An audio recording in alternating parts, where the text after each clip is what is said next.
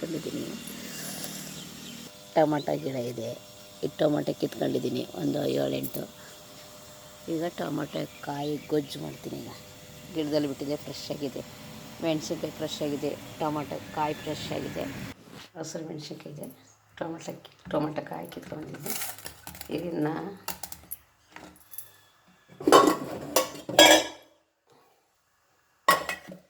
ಈಗ ಕುಕ್ಕರ್ಗೆ ಹಾಕಿ ಬೇಯಿಸ್ತೀನಿ. ಬೇಯಿಸ್ಬಿಟ್ಟು ಇದಕ್ಕೆ ಬೆಳ್ಳುಳ್ಳಿ ಜೊತೆ ಬೇಯಲಿಕ್ಕೆ ಒಂದು 3 ಬೆಳ್ಳುಳ್ಳಿ ಹಾಕ್ತೀನಿ, ಒಂದು ಈರುಳ್ಳಿ ಹಾಕ್ತೀನಿ. ಹಾಕ್ಬಿಟ್ಟು ಇದನ್ನು ಕುಕ್ಕರಲ್ಲಿ ಸ್ವಲ್ಪ ನೀರು ಬಿಟ್ಟು ಸ್ವಲ್ಪ ಉಪ್ಪು ಹಾಕಿ ಬೇಯಿಸ್ಕೊಂಡು ಆಮೇಲೆ ಇದನ್ನು ಕ್ಲೀನಾಗಿ ರುಬ್ಬಿ ಆಮೇಲೆ ಕರಿಬೇವಿನ ಸೊಪ್ಪು, ಜೀರಿಗೆ,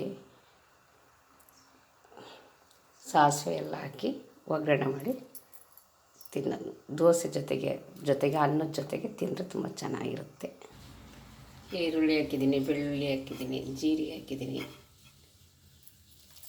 ಸ್ವಲ್ಪ ನೀರು ಹಾಕ್ತೀನಿ, ಸ್ವಲ್ಪ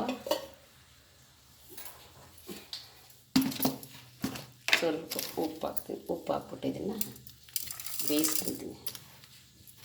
ಬೇಯಿಸ್ಕೊಂಡು ಆಮೇಲೆ ಇದನ್ನು ರುಬ್ಬಿ ಒಗ್ಗರಣೆಗೆ ಹಾಕ್ತೀನಿ.